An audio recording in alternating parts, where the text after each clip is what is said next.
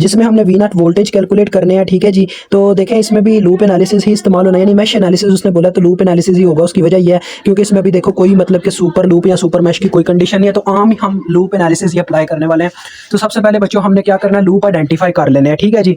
तो देखें लूप इसमें कितने बनते हैं, एक तो ये लूप हो गया, इसमें हम करंट ले लेंगे I1 के नाम से, ठीक है जी। क्लॉकवाइज डायरेक्शन देनी है सबको। इसमें हम करंट ले लेते हैं, ये लूप 2 है तो I2 के नाम से, और इसमें हम एक करंट ले लेते हैं I3 के नाम से। उसने बोला कि वह वी नॉट वोल्टेज कैलकुलेट करना है जो 6 किलो ओम रेजिस्टर के क्रॉस है। तो देखो बच्चों सीधी सी बात है, यहाँ पे भी हमने केवीएल की मदद लेनी है, ठीक है। केवीएल की मदद से हम क्या करेंगे, I3 करंट फाइंड आउट करेंगे सब पे केवीएल लगा के, और उसके बाद कुछ यूं करेंगे कि I3 जब मालूम हो जाएगी हम ओहम्स लॉ की मदद से वो भी निकाल लेंगे, वी नॉट वोल्टेज। तो चले केवीएल अप्लाई करना स्टार्ट करते हैं। पहले आपने लिखना अप्लाई केवीएल एट लूप 1, ये आपका लूप 1 है। तो यहाँ से चलो चलना स्टार्ट करते हैं। KVL means Kirchhoff voltage law, हर एक चीज़ के वोल्टेज लिखने हैं। एक रेजिस्टर के वोल्टेज आप ओहम्स लॉ की मदद से लिख सकते हो, करंट इनटू रेजिस्टेंस, ठीक है। V is equal to I R.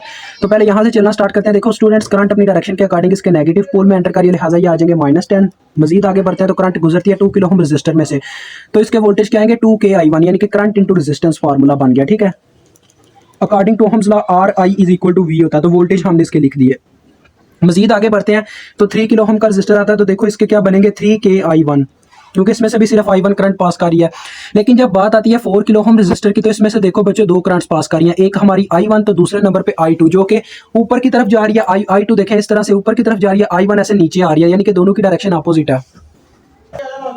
तो लिहाजा बच्चों इससे यही हमें समझ आता है कि एक करंट पॉजिटिव में लिखी जाएगी, एक नेगेटिव में, क्योंकि दोनों की डायरेक्शन अपोजिट है। लेकिन आपने वो वाली करंट प्लस में लिखनी है जिस लूप की आप बात कर रहे होगे, ठीक है। तो लिहाजा वो वाली करंट आप प्लस में लिखोगे। देखो क्या लिखेंगे हम, प्लस, ये नीचे मैं लिख देता हूँ 4K यानी रेजिस्टेंस इनटू करंट्स। देखो I1 ये हमारा लूप, जिस लूप की बात हो रही है, जिस पे केवीएल लग रहा है वो पॉजिटिव रखनी है। I2 की अपोजिट डायरेक्शन थी, लिहाजा ये -I2, ठीक है।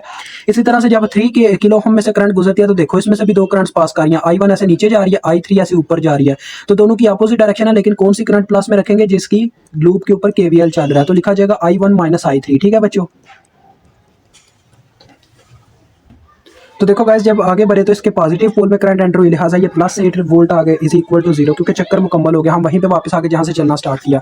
अब आपने इनको एक स्केड्यूल के अकॉर्डिंग लिखना है। पहले I1 वाले करंट के वेरिएबल की जो वैल्यू बनती है, फिर I2, फिर I3, ठीक है। देखो 2K/I1 + 3K, 5K/I1, ये 4K/I1 आ जाएगा। 5 + 4 कितना हुआ 9, 9 + 3 कितना हो जाएगा 12, 12K/I1 बनता है। अब I2 चेक करो, I2 यहाँ से स्टार्ट हुआ, सिर्फ -4K/I2 है इसमें, इस इक्वेशन में, तो ये आ गया -4K/I2। अब I3 चेक करें, I3 भी सिर्फ एक ही है, -3K/I3 बन जाएगा ज़रा होके ये। अब कांस्टेंट को उठा के आपने उस साइड पे लेके जाना, देखें क्या बनता था। -10 + 8 कितना आ गया -2, -2 दूसरी जानब जाके +2 हो गया, ठीक है बच्चों। अब ये आपके पास है इक्वेशन 1। अब आपने इसी तरह से केवीएल लगाना है लूप 2 पे। तो ये देखें ये लूप 2 है हमारा, चले आए केवीएल लगाते हैं। आपने लिखना अप्लाई केवीएल एट लूप 2, ये ऊपर लिख लेना, आपका अपना काम है, ठीक है। तो देखो बच्चों 6 किलो ओम से चलना स्टार्ट करते हैं। आप देखो 6 किलो ओम रेजिस्टर में से भी दो करंट्स पास कर रही हैं, एक I2 और एक I3। ये इस डायरेक्शन में जाती है इसमें से, यानी कि इस डायरेक्शन में इस तरफ जा रही है। ये कह लो मेरी ये हाथ की लेफ्ट साइड पे, ये लेफ्ट साइड पे जा रही है करंट, और ये जो I3 है इसमें से राइट साइड पे, यानी दोनों की अपोजिट डायरेक्शन है। दैट्स व्हाई क्या होगा जी, हम उस करंट को पॉजिटिव रखेंगे जिस लूप की बात हो रही है, तो I2 -I3 आ जाएगा, ठीक है। अब 4 किलो ओम रेजिस्टर में से जब करंट गुजरता है 4K, अब I2 देखें ऊपर जा रही है और इसमें से I1 भी गुजर रही है जो नीचे जा रही है। फिर से वही बात, यानी अपोजिट डायरेक्शन, तो I2 ही हम पॉजिटिव रखेंगे, ठीक हो गया जी। ऐसे ही ऊपर वाले 4 किलो ओम रेजिस्टर की बात आई तो ये सिर्फ एक करंट पास कर रही है, वो है I2, तो 4K/I2 आ जाएगा। अब करंट इसके नेगेटिव पोल में एंटर करता है, तो ये आ जाएगा -12 इज इक्वल टू 0। इसको भी उसी स्केड्यूल में लिखें, पहले I1 वाला, फिर I2 वाला वेरिएबल, फिर I3 वाला।